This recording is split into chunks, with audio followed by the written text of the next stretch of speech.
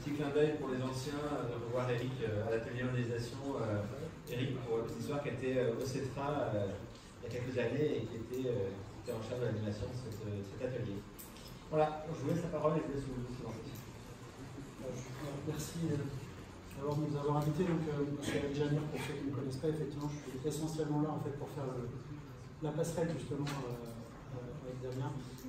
Je vais laisser Quentin Chasserio qui va vous présenter l'outil effectivement qu'on a développé à CETRA pour modéliser la langue. Je vais parler fort parce qu'il y a pas qui suit.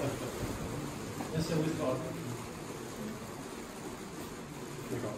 Bonjour, je vais essayer de couvrir le but de la ligne d'Agrel pour vous présenter Quetzal, qui est une librairie Python de modélisation des transports.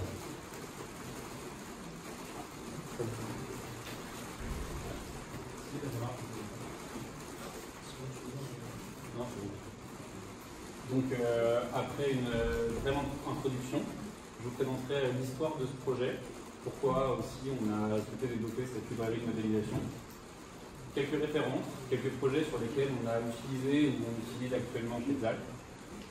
Puis nous rentrerons dans la présentation un peu plus technique de l'outil, à savoir la présentation de l'architecture.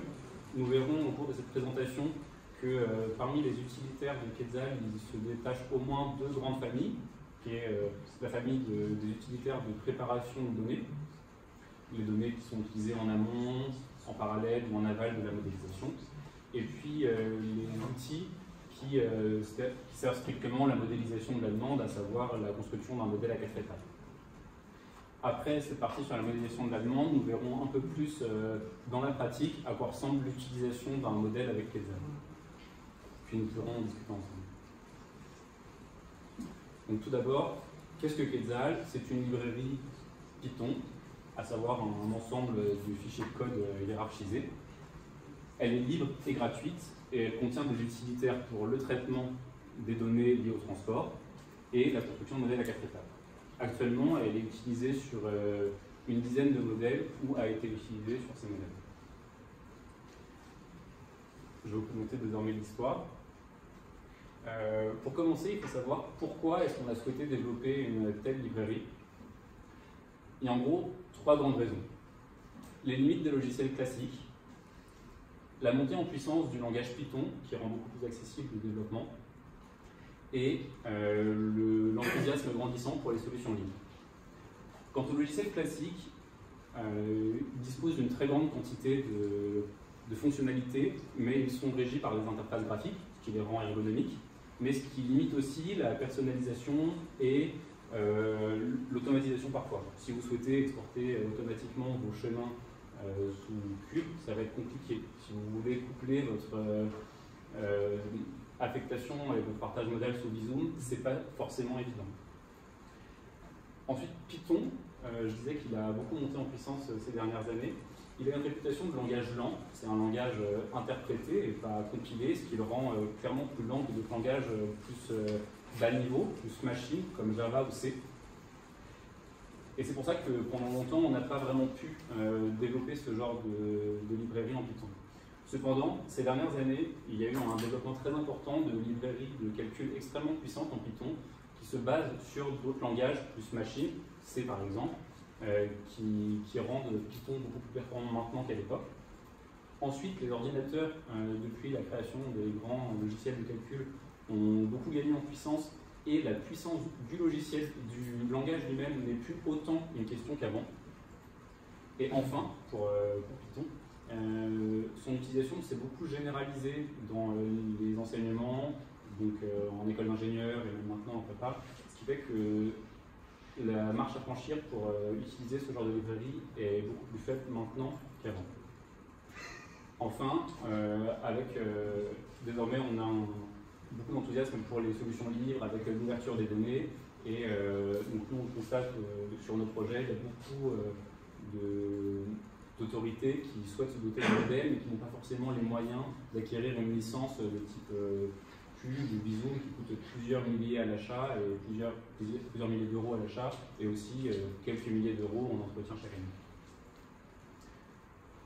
Pour vous donner une idée un peu de la chronologie, depuis la montée en puissance de Python, de plus en plus de tâches de modélisation se faisaient en parallèle des logiciels commerciaux, à savoir évidemment la génération, mais ça aussi on peut le faire avec Excel finalement, mais parfois la distribution ou le partage modal, parce qu'on souhaitait avoir des règles un peu plus souples que ce qu'offraient les logiciels.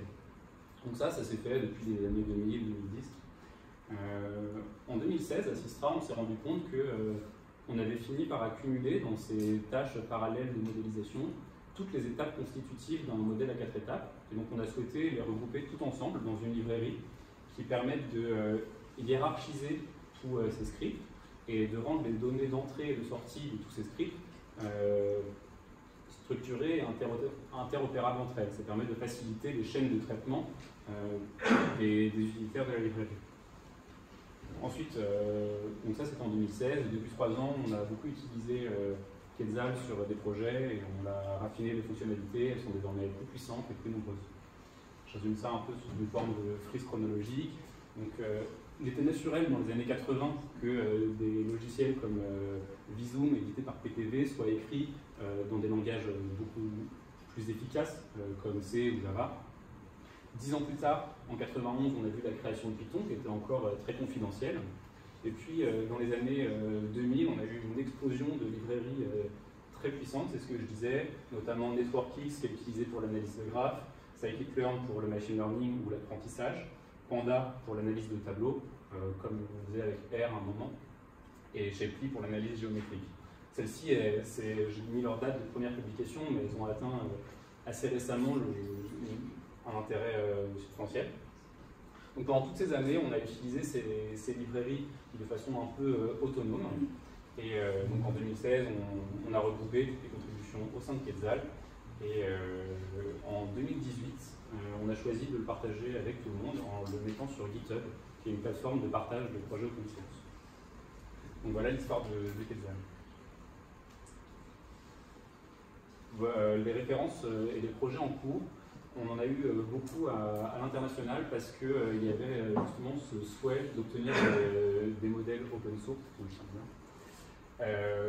pour pouvoir les livrer aux autorités. Ça a été notamment le cas à Saint-Domingue, où on l'a livré à l'équivalent du ministère des Transports, ou à Douala, ce sont 2 villes où on a fait le plan de transport à la Sistra. Dans les autres références, à savoir Villanueva au Guatemala, Kinshasa, le Vietnam au niveau national, Manille, Chandigarh et Limoges, c'était plutôt pour des études. Donc là, on a gardé le modèle, il n'y avait pas de souhait en phase de récupérer le modèle, sinon seulement les conclusions de l'étude.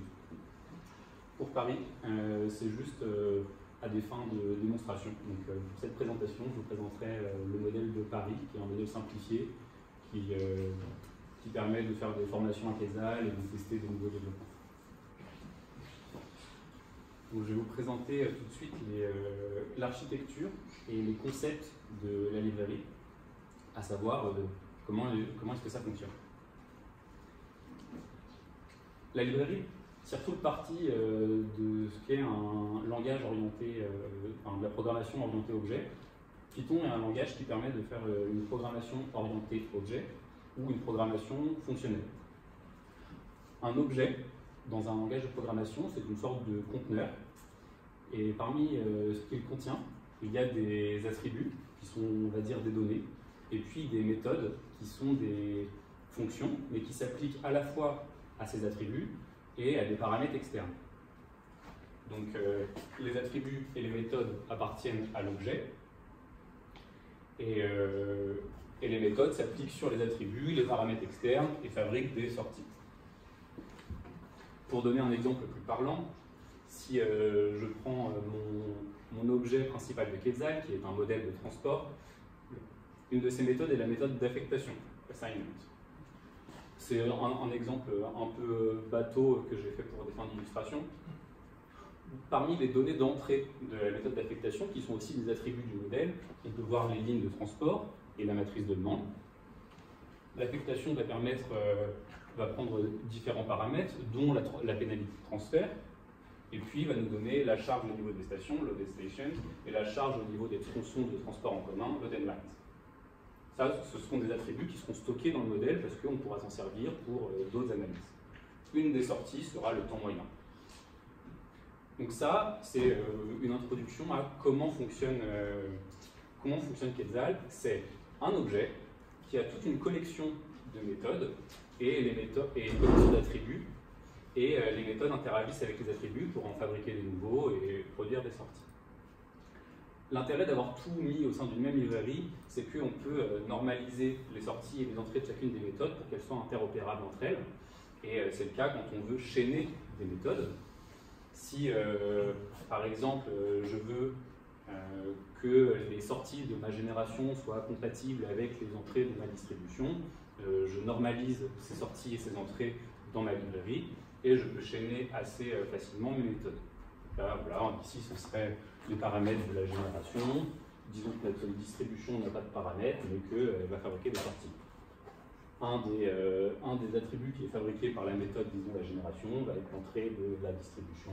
Ce serait par exemple les émissions et les attractions par zone. Donc voilà comment est-ce que ça peut fonctionner. Dans Quetzal, il y a tout un tas de méthodes qui peuvent s'appliquer sur tout un tas d'attributs. Ça, c'est le graphe des possibles. Donc c'est tout ce que l'on peut faire avec Quetzal. C'est pas à ça que ressemble un modèle au niveau chaîne de valeur, chaîne de traitement. Ici, c'est un graphe qui n'est pas acyclique. Il y a des cycles. Ça veut dire que si on suit les flèches, on finit par tourner en rond. Un modèle, il ne tourne pas en rond. On a des entrées et des sorties. Il y a des boucles. Mais au bout d'un moment, ça s'arrête. Donc, au moment où vous construisez un modèle, vous allez prendre dans Quetzal toutes les méthodes qui vont vous intéresser. Et puis, vous allez les chaîner de façon cohérente avec les flèches qui sont dessinées ici. Vous allez créer successivement les attributs. En fait, vous allez imaginer ça comme un réseau routier et puis aller de nœud en arête et d'arête en nœud jusqu'à obtenir un chemin qui correspond à votre traitement classique d'un modèle. Notamment, parmi les méthodes, on va distinguer, deux grands groupes. Enfin, il y a 4 grands groupes de méthodes, je vais les présenter tout de suite. Et je prendrai plus de temps sur 2 grands groupes. Donc il y a les méthodes de préparation qui sont les traitements préliminaires des données liées au transport qu'on fait à chaque fois quand on commence un modèle pour automatiser le traitement des données d'entrée. Ensuite, il y a les méthodes d'intégrité. Donc ça, ce sont juste des tests, parce que parfois, on ne comprend pas trop pourquoi un modèle crash, ou bien les résultats sont étranges, mais on ne voit pas vraiment bien pourquoi ils sont étranges, d'où vient le problème, alors qu'il y a des tests automatiques qu'on peut réaliser sur les données qui nous permettent d'identifier ces problèmes. Je ne vais pas du tout détailler dans cette présentation les tests d'intégrité, je donne juste un exemple actuellement. Si vous avez un réseau qui n'est pas connexe, ça arrive quand on récupère des données sur Internet type OpenStreetMap, il arrive qu'on ait des petits îlots de rue qui semblent connectés au reste du réseau, mais qui en fait ne le sont pas, parce qu'au niveau graphique ça a l'air bien, mais quand on regarde les nœuds, on ne peut pas passer d'un îlot de rue à un autre îlot de rue. Si vous mettez un connecteur sur ce petit îlot qui est isolé, il ne pourra jamais se rendre dans le reste de la ville et vous obtiendrez des erreurs, toute la génération de cette zone-là va disparaître. Donc, les tests d'intégrité vont faire ce genre de tests, voir s'il n'y a pas d'îlot, puis le supprimer si c'est le cas. Je ne vais pas rentrer plus dans le détail.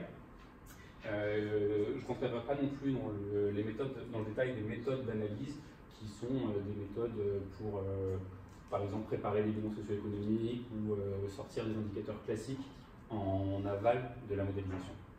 En revanche, je vous présenterai les méthodes de préparation et puis, évidemment, les méthodes qui sont liées à la modélisation, les méthodes qui permettent de construire un modèle 4 étapes. On ne reconnaît pas bien ici, pas directement, les méthodes d'un 4 étapes. On va seulement pointer du doigt. La génération ne fait carrément pas partie de la librairie parce qu'on peut le faire assez simplement sans une librairie. On voit cependant l'étape de distribution qui va créer les volumes. Et puis on pourra dire que le Pathfinder, qui est le calcul d'itinéraire, et puis l'assignment constitue une étape d'affectation, quand le logit est un élément constitutif du partage modal. Donc on peut retrouver les éléments constitutifs qui vont fabriquer nos 4 étapes ici, et après c'est à nous de les agencer de façon intelligente pour construire le modèle qu'on a envie. Ça peut être un 4 étapes, puis ça peut être un autre type de modèle, notamment celui que je vais présenter.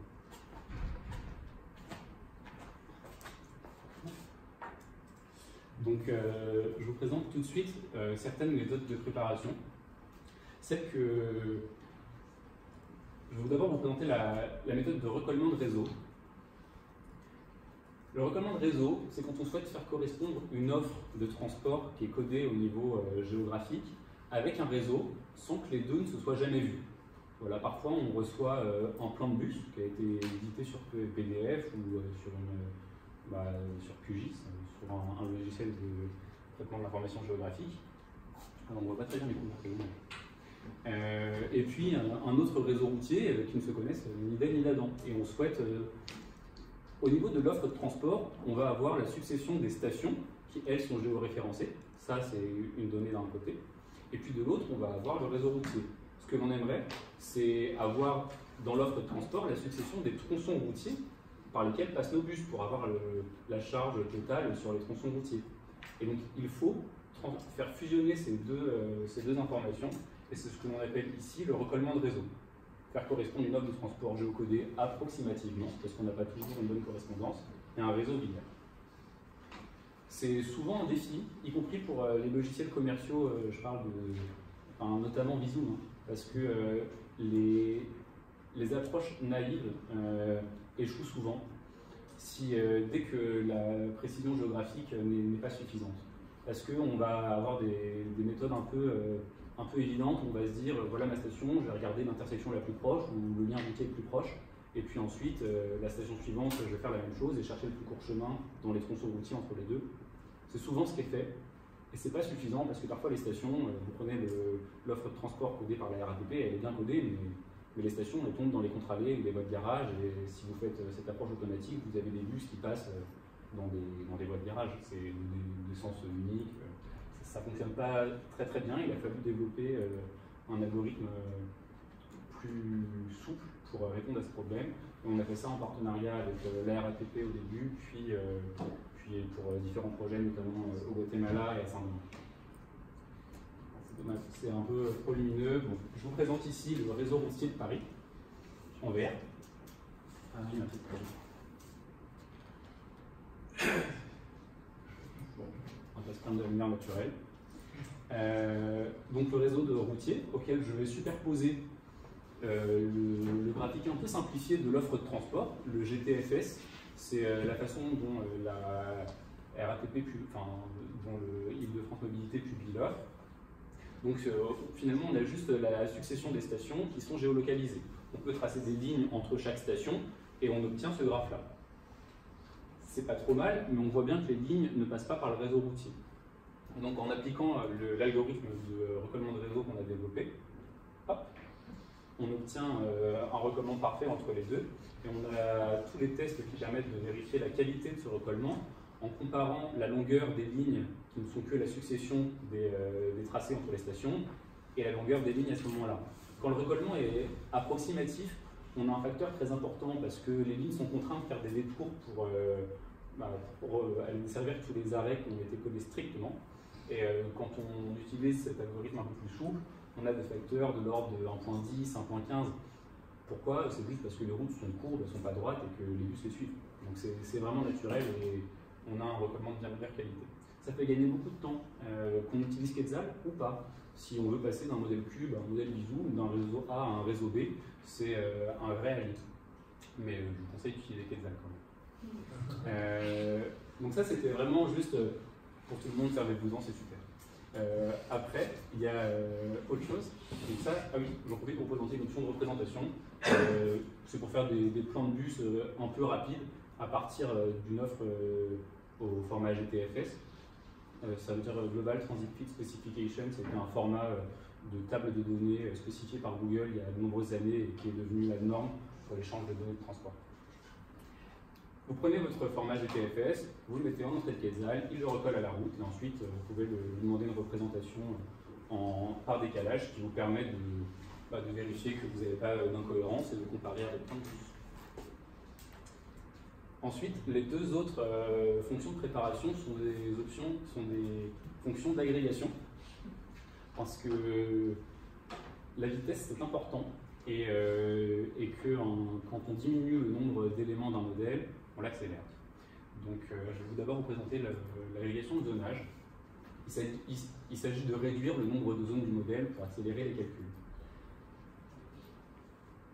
Cette opération est faite en calculant des grappes de centroïdes à l'aide d'un algorithme de clustering, de machine learning, de la librairie scikit-learn, qui permet d'identifier les grappes de centroïdes les plus pertinentes.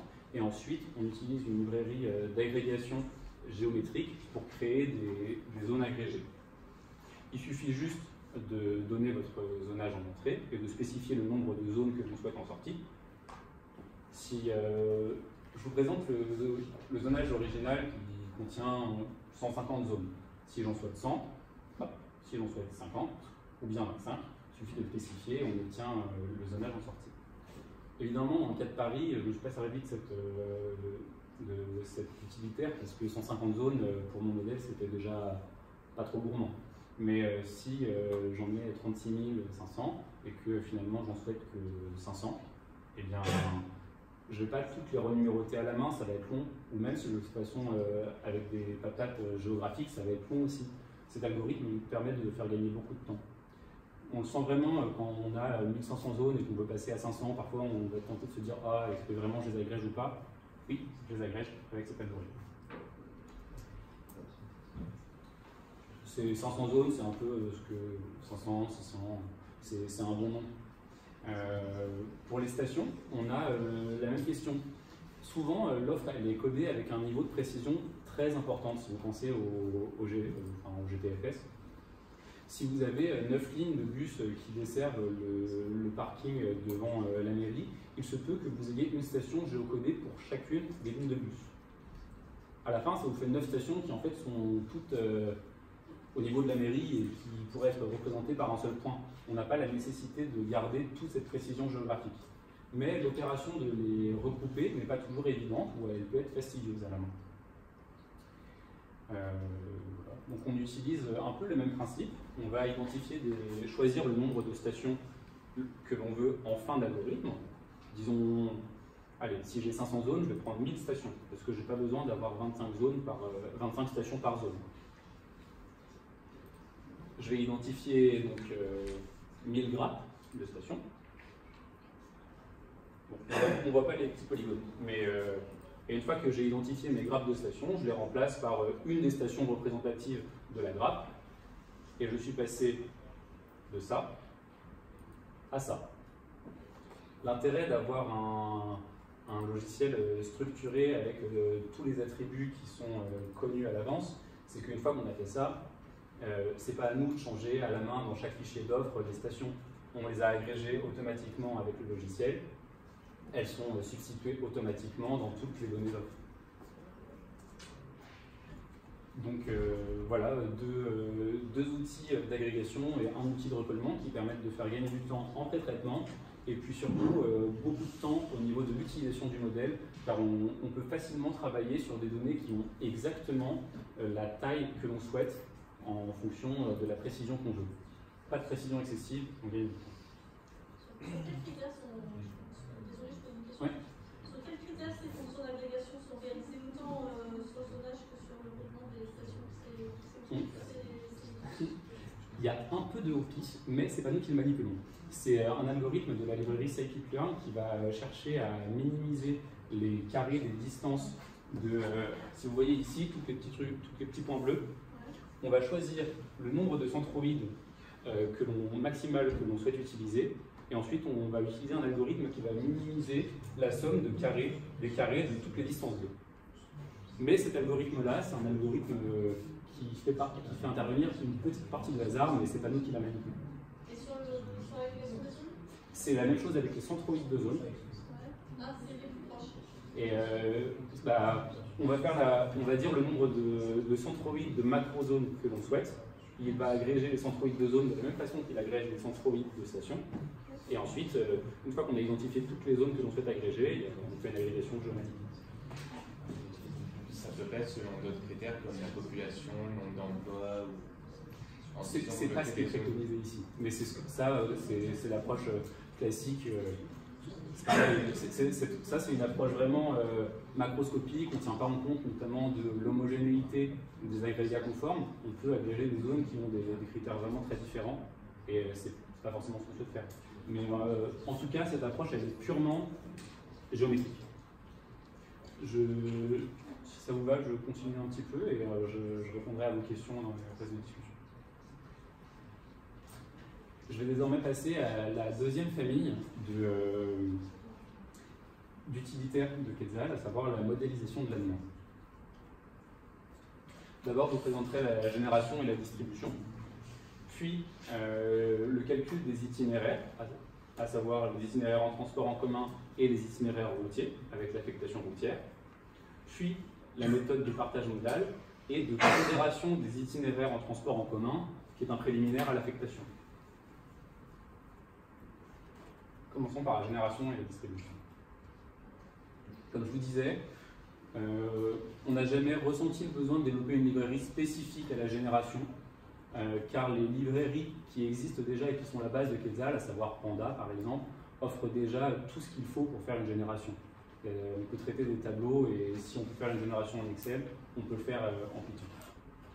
Donc on s'est concentré plutôt sur la phase de distribution. Celle qui est proposée dans Quetzal, elle repose sur un algorithme itératif qui va converger vers la solution, qui est doublement contraint par les émissions des zones et leurs attractions. Ça veut dire qu'à la fin de la convergence de l'algorithme, les émissions par zone et les attractions par zone sont respectées.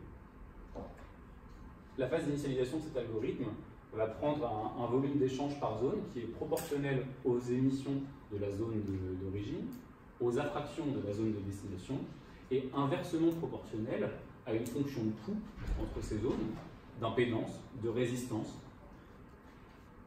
Et c'est cette fonction qui est paramétrable. Si on souhaite faire un modèle gravitaire, on va donner une fonction de résistance, d'impédance, qui est égale au carré, par exemple, de la distance ou du temps entre la zone d'origine et de destination. Mais on peut complètement choisir de mettre un indicateur un peu plus synthétique ou plus paramétré pour mieux reproduire la situation de référence. J'ai représenté à gauche les émissions et à droite les attractions du modèle de Paris qui de toute façon ont été générées juste pour l'exercice. Pour les itinéraires de transport en commun, je vais devoir vous présenter un peu la méthodologie générale. C'est une méthodologie en deux temps. Puisque Quetzal, c'est un modèle multi-chemin, donc c'est pas tout ou rien, on va calculer toute une collection de chemins pour chaque origine-destination. Et pour faire ça, on va d'abord calculer pour chaque origine-destination le meilleur chemin, et puis on va retirer certaines lignes de transport, et on va recalculer le meilleur chemin, et on va faire ça de façon itérative, jusqu'à ce que pour chaque origine-destination, on ait une collection satisfaisante de chemins compétitifs.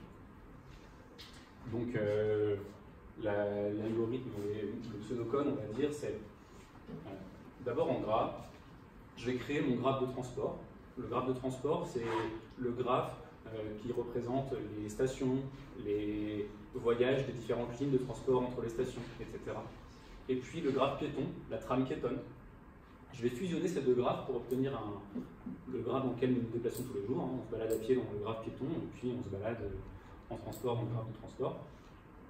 Et je vais chercher le meilleur itinéraire grâce à l'algorithme de Dijkstra. Une fois que j'aurai trouvé ce meilleur itinéraire, je vais proposer différents plans de suppression de lignes et refaire exactement le même exercice.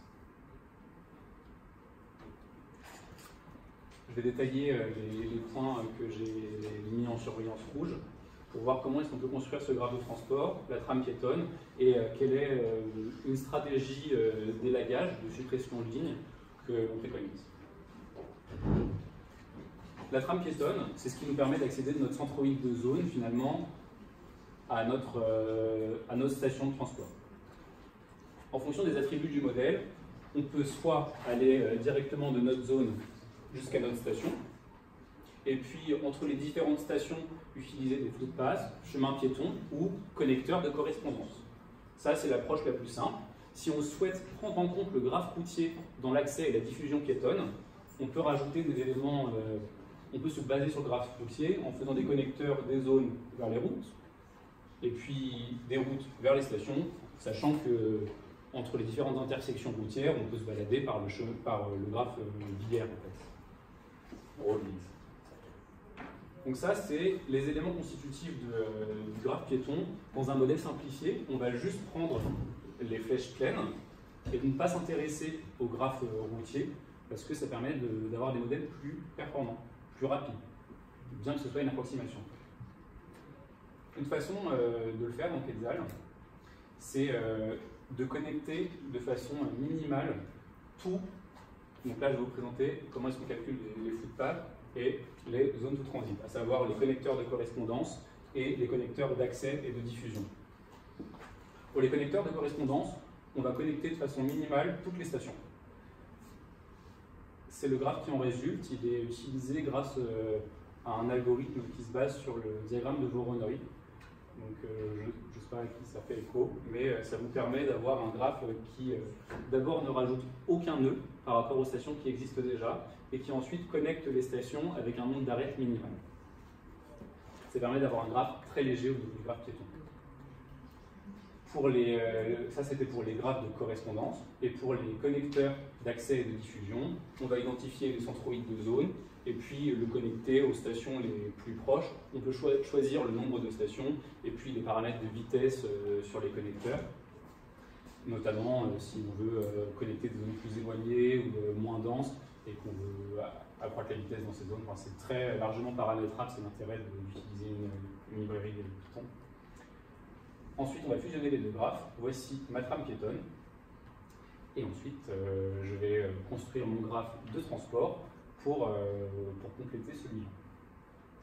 Le graphe de transport, c'est celui qui permet, quand je suis dans une station, de monter dans un véhicule. Quand je suis dans un véhicule, soit de continuer dans mon véhicule vers une autre station. Si je suis, voilà, de laisser passer, de laisser filer les stations, véhicule vers véhicule, c'est les liens de transit, ou bien de descendre de mon véhicule vers une station, lighting, c'est la descente. Donc ça, c'est les seuls éléments du graphe de transport. Soit je monte, et dans ce cas-là, je paye et j'attends.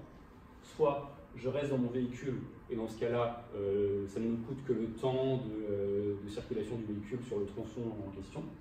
Soit je descends de mon véhicule, et ça ne me coûte rien, en termes de coût généralisé. Donc ça, ce sont des éléments du graphe de transport. La recherche du meilleur chemin va se faire dans la fusion du graphe de transport avec le graphe piéton. Et c'est tout. Pour chercher les meilleurs chemins, on va utiliser, pour chaque zone d'origine, on va rechercher le meilleur chemin vers toutes les zones de destination. Et donc ça, on le fait avec un algorithme d'Axtra à source unique. C'est la façon la plus efficace de le faire. Là, je donne un exemple de chemin. Si je suis de la zone A et que je veux aller à la zone B, je peux me déplacer avec un connecteur piéton vers la station A, et puis faire une montée vers le lien A de la ligne A, quelques liens de transit, je laisse passer quelques stations. Hop, je descends de la station D, j'utilise un connecteur de correspondance, on passe vers la station B, je monte dans la ligne B avec un lien de montée, hop, je laisse passer quelques stations derrière moi, je descends à la station C, et je vais à la zone B. Ça, c'est un exemple de chemin, et tous les éléments qu'on voit représentés ici sont des éléments de ce graphe. Ça, c'est pour obtenir le meilleur chemin. Sauf que il n'y a pas que le meilleur chemin qui nous intéresse. Tous les chemins qui sont dominés peuvent nous intéresser aussi. Donc là, ce que j'ai dit, c'est qu'on allait refaire exactement la même approche, mais sur un graphe amputé, élagué. Et donc là, on va choisir la façon d'amputer notre graphe. Les façons qu'on a, nous, de le faire, c'est déjà de supprimer des collections de modes. Donc, je vais dire, je vais relancer le calcul, mais supposons que désormais, il n'y a plus de métro, ou bien que je ne veux utiliser que des modes de surface, ou bien que des modes ferrés, ce genre de choses. Donc, on peut tester toutes les combinaisons de modes. Si j'ai 4 modes, chaque mode peut être utilisé ou non, ça fait 2 puissance 4 tests à faire. Je refais 16 fois le calcul du meilleur chemin, c'est pas très long. Donc, ça, c'est une solution. Et puis, quand on a un intérêt qui se porte sur des lignes en particulier, on va tester aussi le graphe, mais amputé de ces lignes-là, pour voir finalement, quand ces itinéraires-là sont les meilleurs, quelle est la concurrence quand on supprime la meilleure ligne. Donc ça peut être en supprimant les lignes principales, typiquement pour chaque ligne de métro, supprimer la ligne de métro et retester le meilleur chemin, ou bien quand on souhaite introduire des nouvelles lignes dans un modèle ou dans une ville, on va tester avec et sans ces lignes. Donc ça, c'est assez empirique et surtout c'est assez partial comme construction des chemins. on peut combiner les deux approches. Donc oui, à chaque fois, évidemment, on relance le calcul des chemins et on additionne à notre collection de chemins tous les nouveaux chemins qui ont été trouvés. Et on calculera après l'utilité de chaque itinéraire, plus précise, plus seulement dans le graphe de coût généralisé, mais en post-traitement grâce au temps, au mode utilisé, les constantes modales, les règles de tarification, etc. Donc oui, je voulais le mettre en perspective parce que effectivement c'est assez partial comme approche. C'est moins, ça met moins tout le monde d'accord que de dire je vais prendre le meilleur chemin et puis tous les chemins qui sont pas dominés par plus que 5 minutes et, ou pas dominés par plus que 10 minutes ou 10%. Sauf que dans les faits, quand on utilise ces règles impartiales, de dire je prends tous les chemins qui sont dominés par n minutes et n%, c'est très gourmand et on se retrouve assez vite à réduire ces règles. Dire bon bah voilà, une domination de 5 minutes c'est acceptable, une domination de 5%, voilà, je veux tous les chemins dans cette fourchette là, parce que c'est la seule chose qui me permet de faire tourner mon modèle, et puis le reste ne m'intéresse pas. Quand vous utilisez cette approche impartiale, vous n'allez pas avoir des chemins très contrastés. Si vous avez un chemin en métro qui prend 45 minutes, le chemin en bus qui prend 1h22 avec 2 bus, il ne va pas apparaître parce qu'il est vraiment dominé. Alors qu'en fait, il y a des gens qui vont prendre le bus. Et donc, c'est. Bon, d'une part, c'est partial, c'est vrai, c'est une critique qu'on peut lui faire, mais c'est le prix pour avoir des chemins très contrastés dans un temps très réduit. C'est ce que je veux dire pour les modes très différents. Ensuite, ce que l'on aime bien, c'est que ça fait écho au calculateur d'itinéraire qu'on a tous dans nos poches. Je pense à CityMapper ou Google Maps. Si vous cherchez un itinéraire ici pour aller à Opéra ou plutôt à Porte de Versailles, il ne va pas faire cette espèce d'algorithme impartial de tous les chemins qui ne sont pas dominés par n% ou n temps. Ce qu'ils font, c'est qu'ils regardent quel est le meilleur chemin, quelle ligne ils utilisent, ils suppriment ces lignes-là, ils regardent quel est le meilleur chemin, et à la fin, ils vous renvoient la somme de ces... disons, ils concatenent tous ces résultats et ils vous les envoient. Ça, c'est leur approche, et c'est la même. On utilise la même.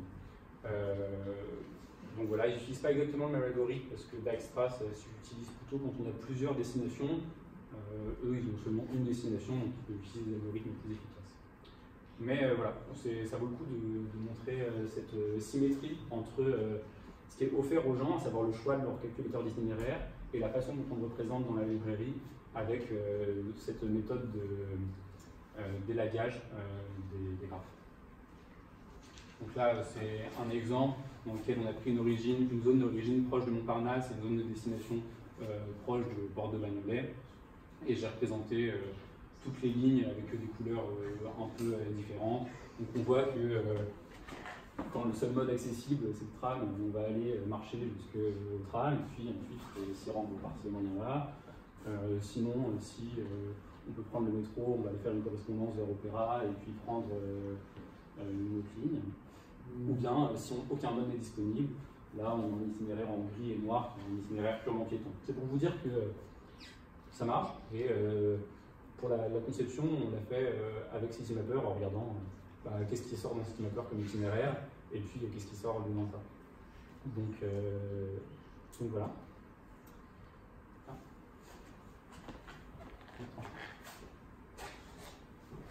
Nous arrivons au calcul des itinéraires routiers.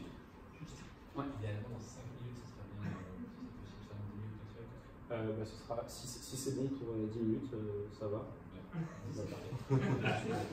Non, c'est bon. Itinéraire routier. Donc, il y a un calcul d'itinéraire routier et d'affectation.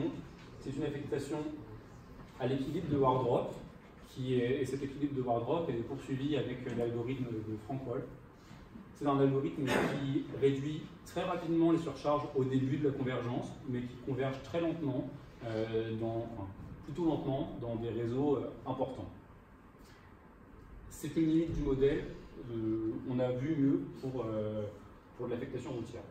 Là, je compare seulement une affectation sans contrainte de capacité faite avec Quetzal à une affectation avec contrainte de capacité. Donc, on ne voit pas le jaune, mais on a vu que le rouge, qui correspond au dépassement très fort de la contrainte de capacité, qui a disparu. Ça marche, mais il y a mieux. pour le partage modal, une fois qu'on a les itinéraires en transport en commun et les itinéraires routiers, on peut calculer des utilités par mode et on va en déduire des pondérations par mode.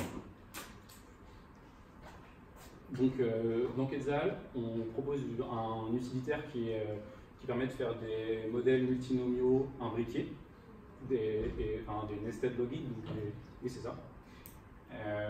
Le principe, dans l'application, c'est d'agréger, de construire des nids, à savoir le tram et le métro constituent les modes ferrés et le bus constituent les transports en commun la voiture et la marche à pied constituent l'utilité générale, on va dire. On peut paramétrer ces nids, et ensuite on va, dans une première phase, agréger l'utilité du tram et du métro pour faire l'utilité ferrée, puis agréger l'utilité ferrée avec celle du bus pour faire l'utilité des transports en commun, et ainsi de suite. Première phase, ascendante, puis une phase descendante, où on va distribuer les probabilités en suivant le chemin inverse. D'abord, en fonction des utilités agrégées, partager la probabilité entre la marche à pied, la voiture et les transports en commun, puis en fonction des utilités agrégées de transport ferré et bus, calculer les probabilités bus et les probabilités de transport ferré à partir de la probabilité de décès. Donc, hop, on partage d'abord dans un sens, on fait remonter l'utilité, puis on fait descendre la probabilité. Ça, c'est la mise en œuvre pratique d'un modèle multinomial imbriqué.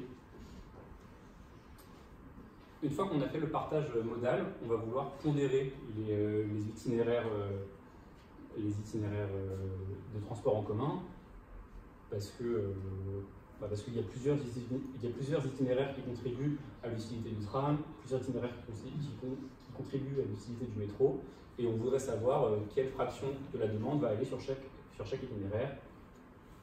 Une proposition, c'est d'utiliser le logit en rajoutant un nid, en rajoutant une étape. Le principe, je ne rentre pas dans le détail, c'est exactement le même avec un nid de plus. On agrège les utilités et puis on désagrège les probabilités. Agrégation des utilités, désagrégation des probabilités. L'intérêt de cette approche, c'est que ça fait par construction une cohérence entre l'étape de partage modal et l'étape de pondération des itinéraires, des étapes d'affectation. En plus, il n'y a pas d'effet de seuil, alors que si on utilise au niveau du partage modal l'utilité du meilleur chemin, par exemple, on peut avoir des effets de seuil à partir du moment où un mode devient meilleur qu'un autre, bim, on voit que ça commence à augmenter, alors qu'avant il ne se passait rien dans les résultats du modèle. Et ensuite, il y a des biais qu'on peut constater quand on utilise des pondérations à plat, telles que la pondération à la fréquence ou un logit à plat, qui vont disparaître. Par exemple, si on a des modes très hautement combinatoires, par exemple, il y a plein de bus qui font à peu près la même chose, mais il y a 36 000 combinaisons de bus qui vous permettent d'aller d'un point A à un point B. Si on utilise une pondération à plat, on va avoir parfois trop de demandes dans ce mode-là, alors que quand on utilise cette méthode-là, à partir du moment où tous ces itinéraires de bus vont se partager la probabilité du bus qui n'est pas extensible, on va limiter ce genre de phénomène. Je rentre donc dans l'utilisation, il me reste 5 minutes. C'est une librairie Python, ça s'utilise comme tel, à savoir c'est une collection de scripts et une collection de fichiers. Les scripts éditent les fichiers, et c'est une façon d'éditer les scripts, c'est dans un interpréteur Python, et je vous propose Jupyter Notebook comme interpréteur, mais il y en a plein d'autres. Je vais vous présenter le stockage et le partage. Le stockage des modèles se fait à partir de deux types de fichiers, soit des fichiers de texte type JSON ou GeoJSON. GeoJSON, ce sont des bases de données géographiques, on peut ensuite les consulter dans QGIS. JSON, c'est des fichiers de texte. Ou bien, ça c'est des fichiers de texte, c'est pratique, on peut les lire et on peut les regarder dans QGIS. Ou bien une méthode beaucoup plus rapide et compacte, qui est le HDF5 zippé. HDF5, c'est rapide, le zip, c'est compact. Avec les deux, on a des modèles qui s'écrivent rapidement et qui s'échangent par mail. Le modèle de Paris, je peux vous l'envoyer par mail, il fait 10 mégas. Voilà. Le fait d'utiliser des fichiers, ça permet de pallier un des problèmes de Python, qui est parfois la parallélisation. À partir du moment où le travail d'une fonction, désormais, c'est de prendre un fichier d'entrée et de créer un fichier de sortie, si je veux lancer tous mes scénarios en parallèle, je lance autant de sous-processus que de scénarios. Ils prennent leur fichier d'entrée, ils en font leur fichier de sortie. Et ça, ça permet d'utiliser à 100% les la puissance du processeur, vous pouvez utiliser vos 4 cœurs et 100% de votre mémoire vive pour calculer en parallèle en Python. Pour le partage, j'y reviendrai au moment de où est-ce que vous pouvez trouver les sources. Il y a des gestionnaires de versions en ligne. Donc gestionnaires de versions, si j'ai pas beaucoup de temps, ce sont des bases de données qui permettent de stocker votre texte en ligne et de mettre des jalons. Une fois que vous l'avez stocké, il n'est jamais écrasé. Et vous pouvez toujours suivre les modifications et revenir en arrière. Par ailleurs, si vous travaillez à plusieurs sur un projet, il donne des utilitaires pour fusionner vos contributions en comparant les différents textes et en identifiant les éventuels conflits et en les résolvant automatiquement. Par ailleurs, si vous faites un modèle libre, open source, open data, vous pouvez le stocker sur GitHub, c'est gratuit et c'est accessible partout dans le monde, illimité en taille de données. Je rentre donc dans, oui, on avait stockage, partage, désormais les ressources web. La première, c'est la documentation. C'est un site classique de documentation de librairie. Vous avez d'abord un overview, une présentation générale. Vous pouvez cliquer sur le paquet qui vous intéresse. Vous allez avoir le détail des fonctions. Vous cliquez. Vous avez le fonctionnement de la fonction, quels sont ses paramètres, quelles sont ses entrées, ses sorties, à quoi est-ce qu'elle sert. Si vous cliquez sur les sources, vous voyez les sources. C'est une documentation classique et l'intérêt, c'est qu'aucune question reste sans réponse à partir du moment où c'est open source. Vous pouvez rentrer aussi loin dans le détail que vous voulez. Pour finir, les ressources en ligne, il y a les sources. Comme je vous disais, c'est un logiciel open source qui est publié par Systra sur son dépôt GitHub. Donc je vous ai donné l'adresse. Vous pouvez aller les récupérer, les télécharger et je vous invite à y contribuer. Dernière ressource en ligne, mon adresse mail, si vous avez des questions. Je vous invite à le tester. Tout d'abord en direct et sinon par courrier. Merci beaucoup pour cette présentation très complète et puis pour ce lien. On a le temps de prendre quelques échanges, quelques questions sur cette présentation. Alors c'est vrai que du coup, comme on découvre pour beaucoup